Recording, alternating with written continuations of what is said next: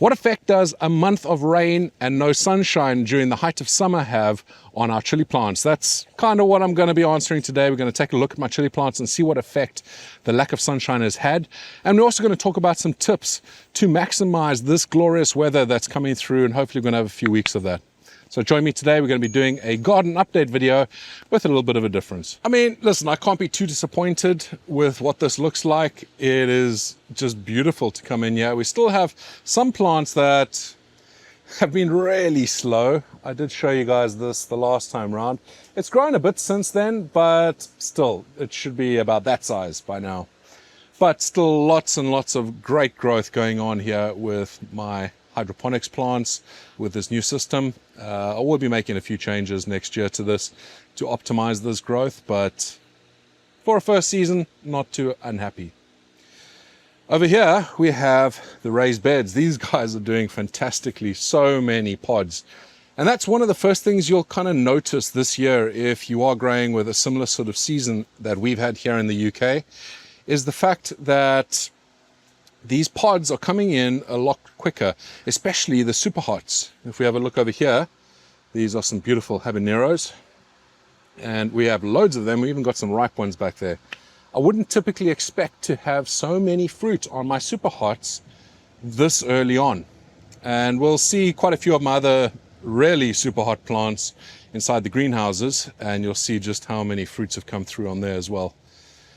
Now, that's not a problem if you want some early fruit, but it does mean it restricts the growth of the plant. Over here are my beautiful Scotch bonnets, and look at those, loads and loads of them. The plant could be a bit bigger, and that's kind of what happens. The plants kind of think that it's coming to the end of the season when we've had a month of really low sunlight. It's been pretty cold temperatures as well. It's not been your typical temperatures you expect in July and August. And the plants are going to start saying, hey, we need to get some fruit out because we need to make sure that we can continue living next year through seeds dropping on the ground. And that kind of stimulates the growth of these chilies. And like I said, that's not a problem if you do want an early harvest of chilies. It is a problem if you want some massive plants like you kind of expect in, well, this sort of period of time, beginning of August, middle of August. These plants should be quite a lot bigger.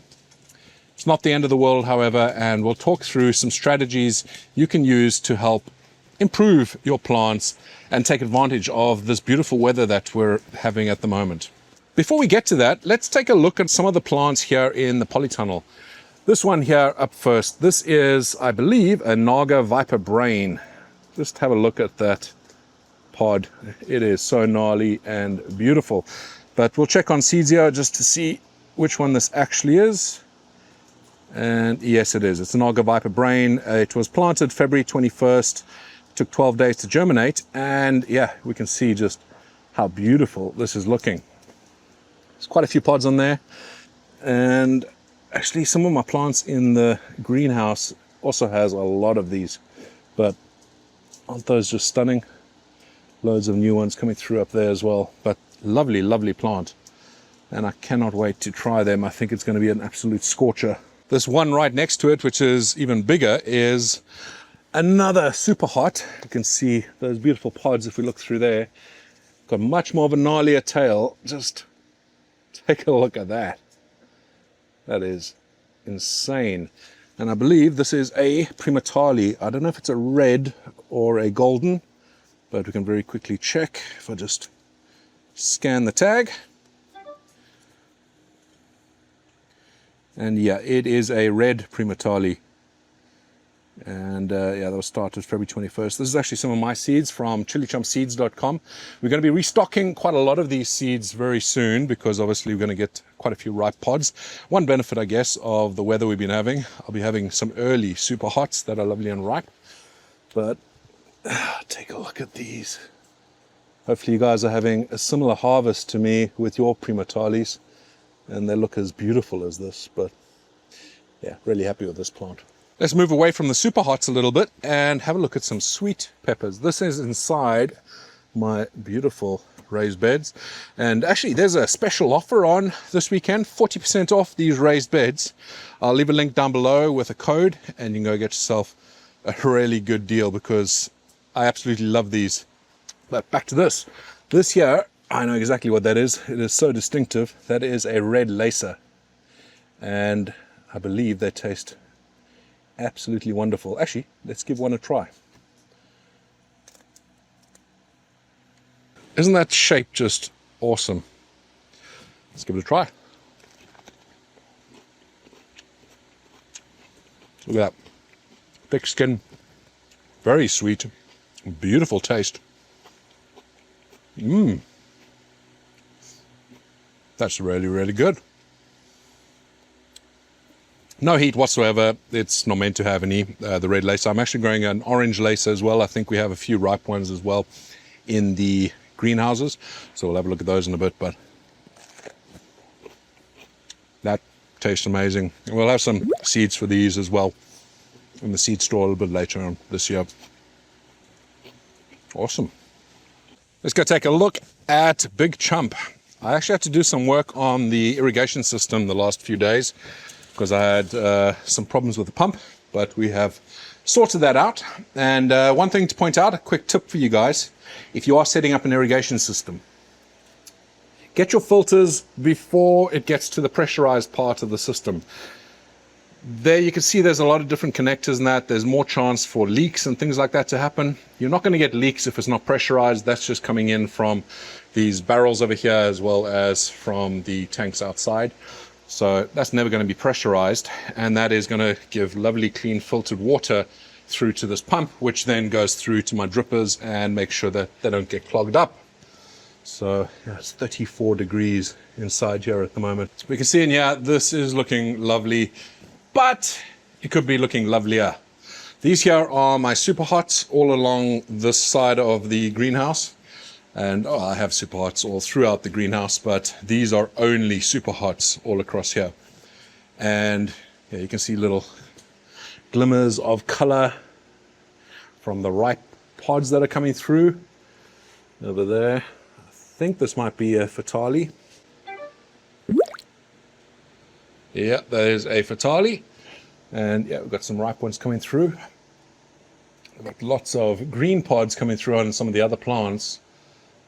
But these plants, yeah, they should be, I would say, at least 1.5 times the size that they are right now. But it's the lack of sunshine we've had over the last month that's really set them back. The first tip that I'm going to give you, don't stress too much. We are going to have some sunshine. We're going to have at least a couple weeks of some sunshine. I think it's going to go back to some stormy weather a little bit later on this month. But at least the next 2 weeks, these plants are going to be adjusting back to growing again. And don't think that they're going to do it straight away, because they won't. The plants will need to adjust to the fact that the hotter weather is coming along, and they're going to switch from this fruiting and ripening stage to back to the growing stage. Now, in an ideal world, if you had a long enough season, which we do not have in the UK, you would go and pick off some of your pods. That might sound sacrilegious, but that would then again stimulate or allow the energy of the plant from the roots to go into growing the plant bigger. We only have about 1.5 to 2 months of decent growing weather left, if we're lucky, here in the UK. And yeah, it's just not enough time for us to set new pods, especially with the super hots. So I'm not going to be doing that. What you can do, if you have a shorter season, is stimulate this growth. What I would do is let your plants, and I've already done this, I've already gone through this cycle with my plants in the greenhouse here, let them dry out quite a bit. So they start looking quite miserable. The leaves start drooping a lot, and leave it like that for about a day. Just keep an eye on them. Obviously, you don't want to kill your plants, but once they start really drooping, then get a very high nitrogen feed and use that to completely saturate and water your plants. You want to try and get them to think, hey, we've got enough nitrogen to really push out some growth. So that's kind of what you're trying to do. You're trying to stimulate that. Beyond that, there's not really a lot you can do. If you want to just carry on watering and feeding as you are right now, that's fine. But yeah, that high dose of nitrogen right up front, and I don't mean go overboard. I mean use the amount of nitrogen you would when you're starting off your season. So don't have more nitrogen, just make sure the nitrogen is a higher percentage or proportion of the NPK. And then once you've done that, once you've given it that good feed with the nitrogen, The next watering, just water it normally with plain water, so no feed.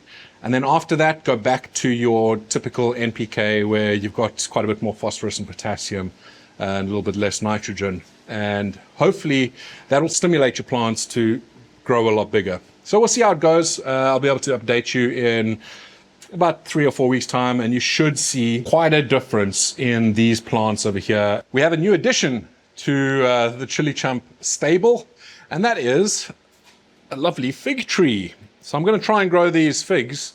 I did actually talk about this a little bit with my brother in the latest podcast that should be coming out very soon. We're talking about what sort of plants I'd love to grow if I could grow in any sort of climate. It was a great question from one of my patrons.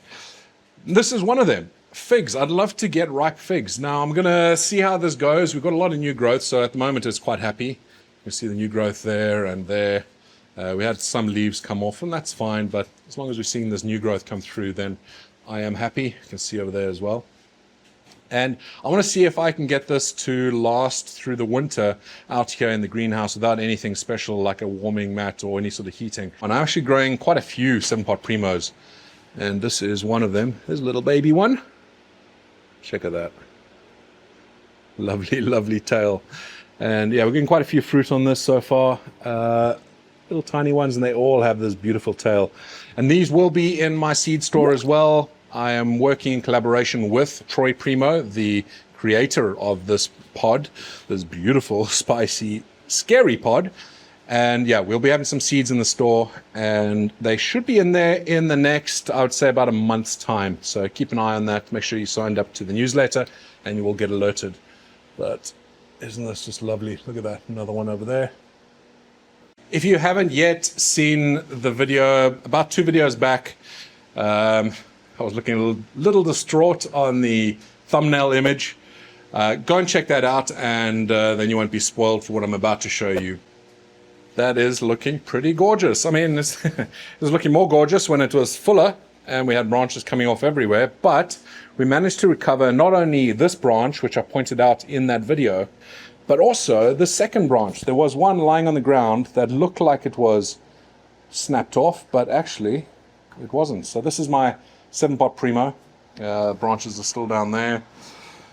And yeah, the branches kind of fell off, but check out all this growth that's come through. So you can see down there, that's where the branches came off. But we've got loads of growth that's popping out. This here is all new since that video. All this here, if you have a look at the video, you'll notice that this here is just all new growth, and it's just looking great. So all I've done is I've supported the branches with some string up there, and also some string over here. Hopefully this holds, and I'll keep on supporting it even more. But yeah, it's looking pretty healthy, despite the fact that it went through a bit of a traumatic situation. And I think we have some pods on here. We have one down there, and we've got a few more. There's some small ones down there. These pods actually get quite large, so I'm sure we'll see quite a few big ones with the sunshine that we're getting at the moment. There's another pod. Loads of flowers coming through as well. I think it did go through quite a bit of stress with all the branches breaking off, but it doesn't seem too worse for the wear, except for it being a little bit of a smaller plant. But I'm pretty happy with that recovery. My monster Dorset Naga plant that I'm in competition with Pepper Geek is looking pretty healthy. This is my soil-based one.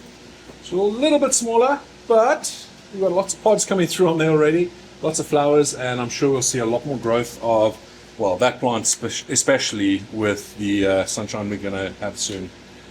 But that one there is looking great, and we can see some pods on there. Do without breaking any more plants. Lots of pods coming through. Got some ripe ones over here as well. Down there. Yeah, loads and loads. So we'll see how this one does. But so far I'm pretty happy. I have learned a few lessons, but we'll put those in play next year with this new hydro system that I developed over here. This plant is the Golden Nugget, and you can see just why it is called that. Look at all these pods. They start off this purple color and then develop through to that beautiful orange. And the leaves as well are gorgeous. Actually got a bit of purpling on the leaves themselves, which is quite interesting. Never noticed that before, unless that's just pollen. No, it actually looks like that's the leaves. Such a beautiful, beautiful plant. So actually it looks like it starts green, greenish yellow, and then quickly goes a purple color. You can see that purple over there. There's even a bit of striping on it, some variegation. It's just such a stunning plant, and I'm definitely saving seeds from this. You can see I've already isolated a few here, and we'll be putting seeds for these into the ChilliChump seed store. Look at that variegation. It seems like maybe the later ones have a bit more variegation than the earlier ones. But stunning, stunning plant. I think this would make a fantastic ornamental indoor plant. I've been very, very pleased with that. There's no mistaking what these are and what this plant is. That there is 7-pot bubblegum. Look at that, the calyx taking on that color. And here it's the orange, and then it's got that pot coming through. So not only is it a scorching hot chili, but also it has some fantastic looking pods. And we'll get a heck of a lot more coming through.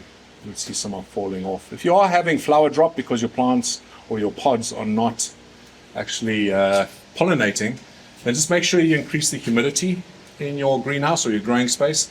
You can use a normal sprayer, just spray some water over it in the morning and in the evening, and it'll help the flowers set fruit and stop falling off. This plant here, if I'm not mistaken, is the chocolate primatale, but I can quickly confirm it is indeed the chocolate primatale. This is the hottest pod I've ever had, was a chocolate primatale so far. And oh, we have a scary one back there. Not yet ripe, but look at the size of that. Very, very early indeed. I've got a few more down here.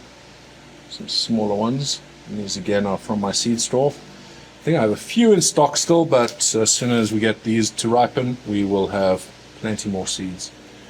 But definitely an absolute scorcher. Loads and loads of pods in here. Stunning.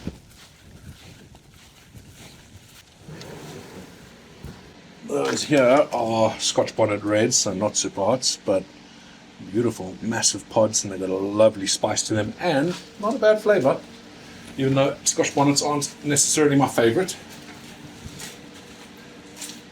I'm being followed by a chicken. This here is the bleeding jigsaw, again a very distinct looking pod. Got that yellow coming through, similar to the 7-pot bubblegum. And you can see a ripe one that's still quite small, and they do get a lot bigger than that. Here's a plant from the ChilliChump seed kit for 2023, the citron. Look at those beautiful pods, bright yellow, and a lot of them. They're all hidden underneath the leaves, but yeah, absolutely stunning. Get out! What are you doing? You silly thing. This is the Turkish flower plant. I am in love with this thing. It is just stunningly beautiful. It has these little sort of bouquets of chilies that come out at the end of each stem. Okay, I think we're done for this video. There is a live stream this coming Sunday. I'm actually recording this on Friday afternoon. I've got a couple hours to get this edited and out to you guys. But there is a live stream this Sunday. Normally I do it first Sunday of every month, but last Sunday there were some issues. I was out at the Dorset Chili Festival and there was a bit of a storm problem. I'll talk about that in the live stream. But make sure you come on Sunday. There's lots to talk about, including a little bit of a brand refresh and lots of giveaways as well. So join me on Sunday, 5 p.m. BST, or I think it's 12 p.m. EST if you're on Eastern Standard Time. And it's always good fun, so make sure you join us then. Thank you so much for watching. I hope that your season is going fantastically, and I look forward to seeing you on the next video. Until then, stay spicy.